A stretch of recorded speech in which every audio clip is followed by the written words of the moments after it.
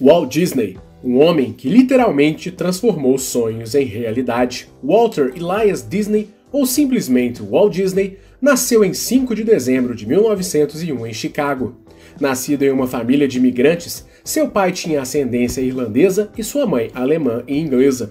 Na época de seu nascimento, seu pai, Elias, tinha um pequeno negócio de construção civil, que passava por imensas dificuldades. Antes da família se fixar em Chicago, eles já haviam passado pelo Canadá e viviam em solo americano graças ao auxílio do irmão de Elias, Robert Disney. Disney tinha outros 4 irmãos, sendo 3 irmãos mais velhos e uma irmã mais nova. Ainda assim, 2 destes irmãos deixaram o lar da família ainda adolescentes em busca de uma vida melhor e jamais retornaram. A família Disney viveu uma vida quase nômade ao longo dos anos. Além de Chicago, eles se mudaram para a cidade de Marceline, no Missouri, e anos depois se mudaram para Kansas City, onde foram morar em uma zona agrícola. Na nova residência, Walt conheceu novos amigos e também foi apresentado às artes, como por exemplo, os filmes cinematográficos, experiência que mudaria sua vida. Desde criança, ele gostava muito de ilustrar, e até trocava algumas de suas ilustrações por um trocado junto aos vizinhos. Sua especialidade era o desenho de animais, que ele também tinha muito gosto. Porém, com o contato com novos amigos, ele decidiu aprender a desenhar profissionalmente e passou a frequentar um curso aos sábados no Instituto de Arte da cidade. Aos 10 anos, além de conhecer as artes, ele também passou a trabalhar com seu pai em um pequeno negócio de entrega de jornais. Ao lado de seu irmão Roy, os dois percorriam a cidade entregando cerca de 700 exemplares do jornal da cidade todos os dias. Eventualmente, mesmo durante a noite, os 2 garotos entregavam outros 600 exemplares para os leitores da cidade. Inicialmente, todo o dinheiro ganho com o trabalho era dado para o pai, mas, cansado de não ter retribuição direta por seu esforço, Walt convenceu um amigo a se tornar seu ajudante e também conseguiu uma forma de prestar serviços para outras empresas. Assim, ele criou uma fonte de renda, pouca, mas suficiente para que ele pudesse conseguir comprar alguns doces que eram proibidos em sua casa. Em 1917, Elias Disney se tornou acionista de uma fábrica de geleia chamada Ozell, em Chicago, forçando a família a uma nova migração. Na cidade, Walter pôde frequentar outros cursos de artes, que eram realizados à noite. Por lá, o jovem demonstrava seu patriotismo, desenhando várias ilustrações sobre a Primeira Guerra Mundial. Em 1918, ele tentou se alistar nas Forças Armadas para participar da guerra, mas foi recusado por ser menor de idade na ocasião. A ideia era seguir os passos de seu irmão mais velho, Roy, que estava no conflito. Por conta da negativa, ele decidiu se alistar para a Cruz Vermelha, e assim conseguiu ser enviado para as zonas de guerra, se estabelecendo em uma estrutura montada na França. Por lá, ele foi motorista de ambulância, e para trazer um pouco de descontração naquele momento difícil, ele fez uma ilustração na ambulância, deixando também sua marca pessoal. Com o fim do conflito, Walter voltou para casa e foi trabalhar com seu pai na fábrica, primeiro como assistente e depois como vigia noturno. O trabalho noturno era interessante para ele, pois permitia que durante o dia ele se dedicasse ao estudo das artes. Um ano depois dessa jornada dupla, ele decidiu voltar para Kansas City para trabalhar como artista profissional. Primeiro, ele tentou trabalhar como cartunista em um jornal local, mas foi rejeitado, pois não tinha a malícia necessária para criar sátiras sociais da maneira que o jornal queria. Praticamente, disseram que ele não tinha criatividade o bastante. Enquanto não arranjava um trabalho como artista, Walt fez alguns pequenos trabalhos temporários como criador de anúncios para um amigo de seu irmão. A experiência rendeu alguns poucos trocados para Walter, mas lhe deu o conhecimento necessário sobre o mercado de publicidade. Por conta disso, ele decidiu criar o seu próprio negócio na área, contando com a ajuda de um amigo chamado Ub Iwerks Iwerks, ou simplesmente Ub Iwerks, que também era cartunista. Surgia assim uma empresa de animação chamada Iwerks Disney Commercial Artist. Mesmo sem ter um local fixo de trabalho, a empresa conseguiu um trabalho junto à editora chamada Restaurant News para produzir panfletos. A primeira experiência foi positiva, e a empresa também publicava regularmente um jornal que continha praticamente somente textos. Porém, os amigos sugeriram que a empresa colocasse imagens impressas no corpo do jornal, com o intuito de chamar a atenção das pessoas e conseguir mais clientes. A ideia foi um sucesso e, em retribuição, a editora cedeu para a dupla um espaço para trabalharem no imóvel em que estava instalada. O espaço era um banheiro inutilizado, razoavelmente amplo, mas foi o suficiente para Walt e Ube terem um espaço para a empresa. Enquanto trabalhava em sua empresa, Walt conseguiu um emprego adicional como animador na companhia de filmes Kansas City Film. A empresa ofereceu um salário muito interessante para que ele fosse o diretor criativo dos pequenos filmes animados que lá eram produzidos.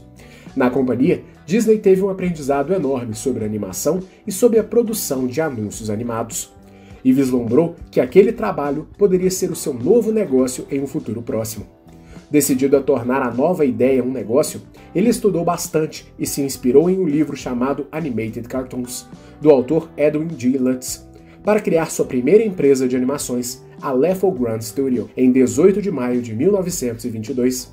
Para ajudar no novo negócio, ele contratou seu colega de trabalho na Kansas City Film, Fred Harmon, que consigo trouxe o irmão Hugh Harmon e o amigo Rudolph Ising. A empresa teve um razoável sucesso e conquistou diversos anunciantes, e em pouco tempo conseguiu capital para criar 2 curtas-metragens de animação, baseados em contos de fadas. Os curtas seriam distribuídos e vendidos para os cinemas de várias cidades americanas. Para isso, Disney entregava as cópias para agentes que eram responsáveis por distribuir o conteúdo e arrecadar as verbas de cada venda. Porém, apesar dos filmes terem sido um sucesso por onde foram exibidos, a empresa nunca recebeu o pagamento referente às fitas que foram exibidas. Por conta desse calote, a Leffel Grand foi à falência, e a única fita que sobrou foi uma cópia de Alice no País das Maravilhas. Por causa das dívidas, Disney perdeu praticamente todo o seu pequeno patrimônio.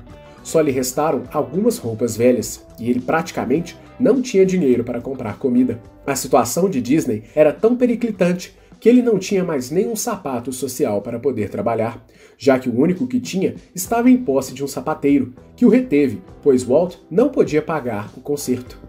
Na época, se apresentar com sapatos adequados a uma reunião era algo indispensável, e ele teve de recusar uma proposta de trabalho, pois não tinha os calçados adequados para fazer a reunião com o cliente, o dentista Thomas B. McKern.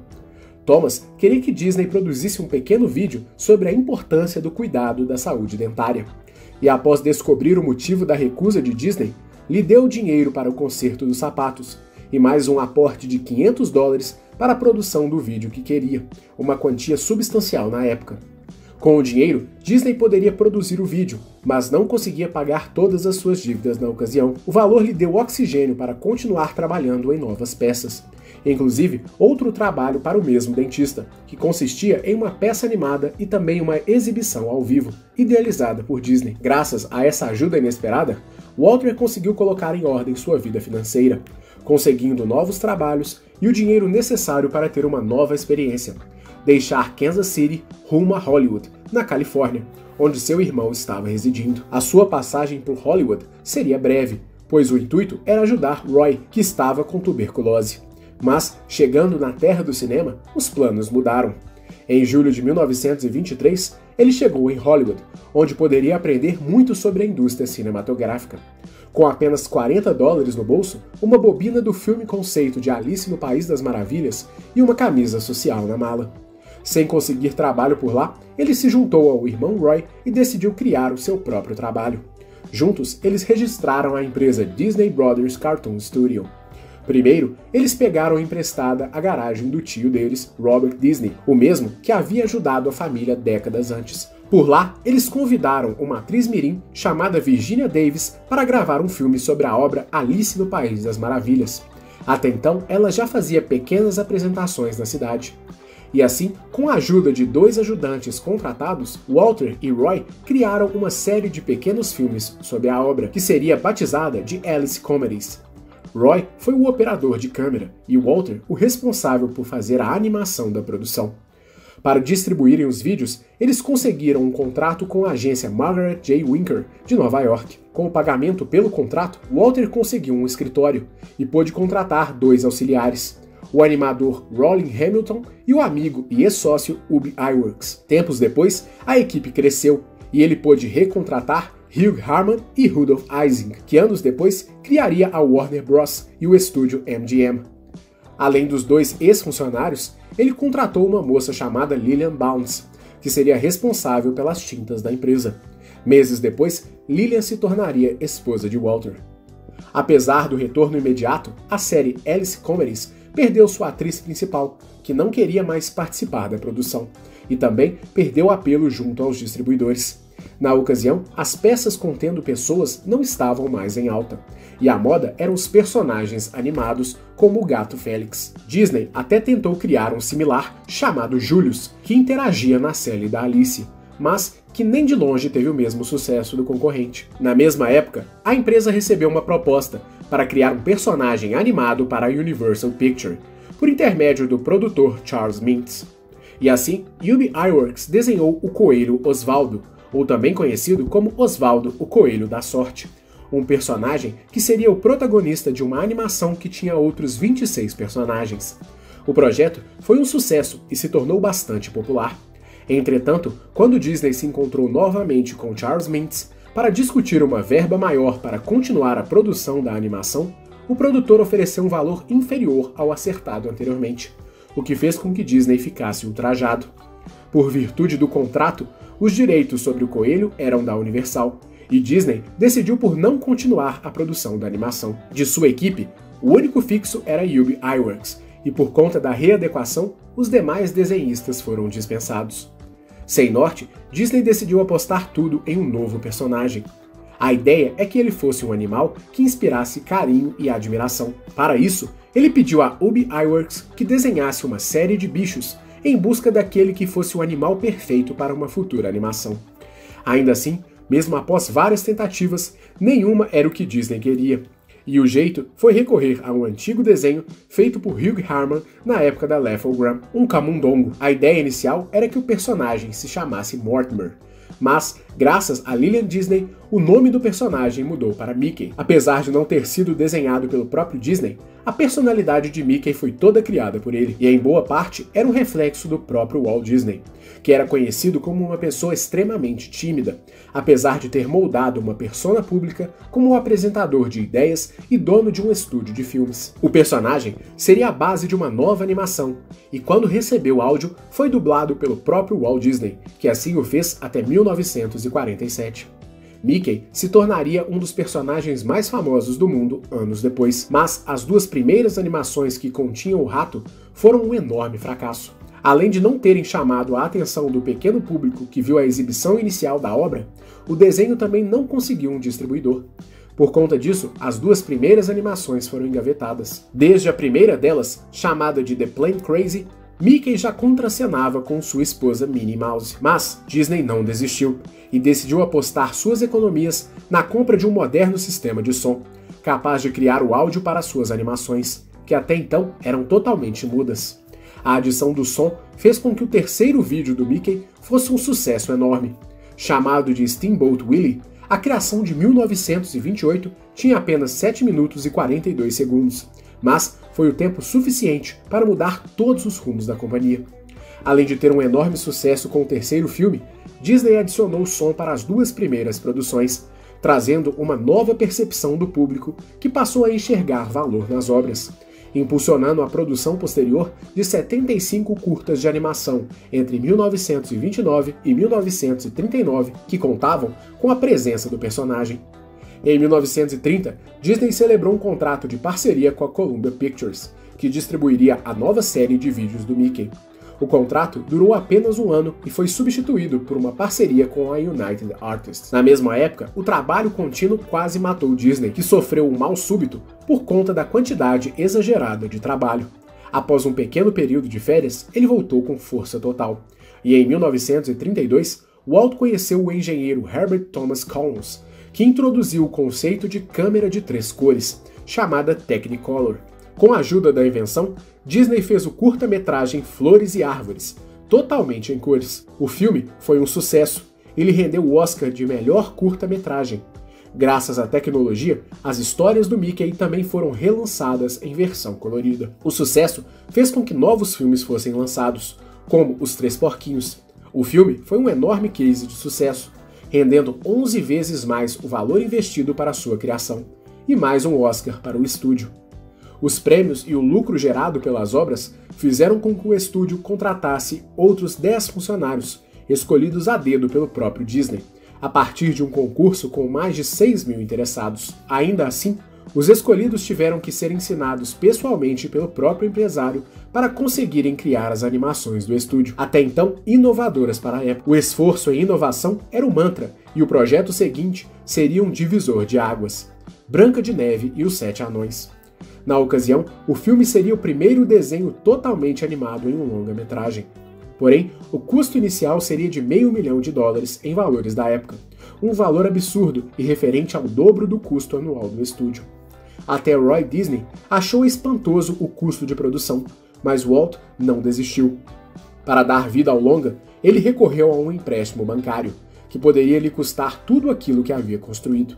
E o dinheiro não foi suficiente. O estúdio ainda teve que alocar quase todos os recursos correntes para que 3 anos depois a obra fosse lançada. No total, foi gasto quase $1,5 milhão. Na época, os representantes do mercado cinematográfico acreditavam que o filme poderia terminar definitivamente com a empresa de Disney, dado aos seus altos custos de produção. Ainda assim, o risco grande gerou um lucro de $8 milhões, o que seria algo em torno de $135 milhões hoje, tornando Walt Disney um milionário depois de vários fracassos e diversas tentativas. Mas todo o dinheiro ganho por ele era imediatamente usado para continuar mantendo sua equipe e para criar novas produções. Desta forma, o estúdio lançou longas clássicos como Pinóquio, Fantasia, Bambi, Peter Pan e outros diversos curtas com a turma do Mickey, com personagens como Pato Donald, Pateta, Minnie e Pluto. O estúdio também teve papel importante durante a Segunda Guerra Mundial, cooperando com diversos setores do Exército e da Marinha Americana, criando filmes usados para treinamento e instrução dos combatentes. Além do serviço utilitário, também foi lançado um filme chamado Der Führer Face, em que o Pato Donald tinha um pesadelo em que estava trabalhando na Alemanha nazista em condições horríveis. O filme também foi premiado com o Oscar em 1943. Depois do conflito, o estúdio também lançou outras animações como Cinderela em 1950, um sucesso absoluto, e filmes com pessoas reais como Mary Poppins e diversas adaptações literárias, como as obras de Júlio Verne. Poucos anos antes, Disney visitou o Brasil e, encantado com o país, criou um personagem para homenageá-lo. Surgia assim o Zé Carioca. Além de receber o reconhecimento massivo do público e da crítica, Walt Disney foi a pessoa que venceu o maior número de Oscars na história, sendo 26 prêmios da Academia e 59 indicações. Ele também foi o responsável pela criação das performances de abertura e encerramento das Olimpíadas de Inverno na Califórnia em 1960. Colhendo todos os louros do mercado audiovisual, Disney decidiu apostar novamente e reimaginar um conceito que até então parecia batido: o parque de diversões. Depois de visitar e conhecer vários parques da época em países como Dinamarca, Holanda e nos Estados Unidos, o empresário decidiu criar um parque que materializasse todas as criações dos estúdios Disney em um único ambiente, capaz de criar uma experiência mágica para os visitantes, tal como se os personagens dos filmes se tornassem reais. Dessa inspiração, surgiu a ideia de criar a Disneyland, ou como conhecida no Brasil, a Disneylândia. Porém, o sonho de Disney encontrou novamente vários obstáculos. Desde 1932, a ideia já tinha um esboço e orçamento, mas foram necessárias décadas para que o projeto avançasse. Para tirar o sonho do papel, ele precisaria da ajuda e confiança de investidores, mas houve um enorme ceticismo em relação à sua ideia, principalmente pois na época havia uma crise no mercado. Até mesmo seu irmão Roy não apoiou a ideia. Quase sem alternativa, Walter encontrou uma saída após negociar com a rede de televisão ABC uma parceria em que a empresa ficaria com 1/3 dos direitos do parque. E além disso, os filmes do Mickey seriam exibidos pela emissora. E em contrapartida, a Disney receberia $5 milhões para tirar o projeto do papel. Todo o projeto estaria sob a guarda de uma nova empresa chamada WED Enterprises, acrônimo das iniciais do empresário. Com esse incentivo, o próprio Walt comprou 160 acres de terreno na cidade de Anaheim, na Califórnia. Os terrenos eram pomares de laranjeiras e nogueiras e eram bem localizados, pois estavam próximos às estradas principais da região, o que garantia um percurso de apenas 30 minutos de carro até o centro de Los Angeles. A construção do parque teve início em 16 de julho de 1954. A obra ficou orçada em 17 milhões de dólares. A inauguração se deu um ano depois, em 17 de julho de 1955. Desde sua abertura, a empreitada teve um enorme sucesso e redefiniu a ideia de parque de diversões em todo o mundo. O conceito, anos depois, foi replicado em Paris, Tóquio e Hong Kong. O parque não foi só um enorme sucesso como empreendimento, como também ajudou a valorizar os estúdios Disney e fez com que as televisões do mundo todo abrissem as portas para o conteúdo produzido pela empresa. Para elevar ainda mais o nível, Walt Disney pensou ainda mais alto e planejou a criação não apenas de um parque, mas um complexo de parques que redefiniria a ideia de turismo no mundo inteiro. Porém, o plano seria executado inicialmente em segredo, a fim de garantir que os preços dos terrenos não fossem inflacionados. Para isso, foram criadas empresas agrícolas para garantir o local da construção sem grande alarde. A área escolhida foi uma zona na Flórida, nas proximidades da cidade de Orlando, com um total de 11.106 hectares. O perímetro contava com um aeroporto em suas proximidades e uma boa malha viária, mas baixíssimo valor comercial, principalmente pois estavam localizados em áreas de terreno pantanoso, com pouca viabilidade agrícola e quase nenhum futuro econômico. Mesmo sem saberem do projeto, os proprietários ficaram contentes com a venda, pois até então não havia nenhum interesse pela região. A área escolhida é tão grande quanto a cidade de São Francisco ou de 2 ilhas de Manhattan. Os primeiros rumores sobre a possível construção de um novo empreendimento Disney foram aumentando à medida que as obras começavam, mas o segredo foi só oficialmente revelado em 15 de novembro de 1965. A ideia de Walt era construir um complexo que contaria com hotéis e parques, e até mesmo houve um projeto de cidade modelo do futuro, chamada Tomorrowland. Para que o projeto fosse realizado, foi necessário também um esforço das autoridades locais, das cidades de Bay Lake e Reed Creek, hoje conhecida como Lake Buena Vista. A ideia era que o complexo se tornasse uma cidade e pudesse ter autonomia para ter suas próprias leis e regras. Entretanto, enquanto desenvolvia o projeto e dava início às primeiras obras, Walt Disney descobriu um câncer no pulmão e faleceu em 15 de dezembro de 1966. Em sua homenagem, seu irmão Roy deixou a aposentadoria e assumiu as obras do novo complexo do grupo. Em 1971, o mundo conheceu o Walt Disney World, ou o Mundo de Walt Disney, o complexo de parques do grupo Disney. O primeiro empreendimento aberto ao mundo foi o Magic Kingdom, e depois surgiram o Animal Kingdom, o MGM, hoje conhecido como Hollywood Studios, e o Epcot, um parque conceito inspirado na ideia de Tomorrowland, a cidade futurista de Walt Disney que não pôde sair do papel. 3 meses após a construção do complexo, Roy Disney faleceu. Em seu lugar, seu filho Roy E. Disney assumiu o comando da empresa e, posteriormente, deu lugar ao executivo Michael Eisner. Walt Disney faleceu deixando a esposa e 2 filhas, Diane Disney e Sharon May. De sua fortuna, 45% foi dividido entre as 3. Outros 45% foram para a caridade e 10% para a irmã e seus filhos. Após a sua morte, seu império passou a se desenvolver como nunca, e hoje é uma das maiores empresas do mundo, controlando parques, hotéis, lojas e possui os direitos de várias produtoras como Marvel, Lucasfilm e Pixar, e redes de TV como ABC, Fox e ESPN.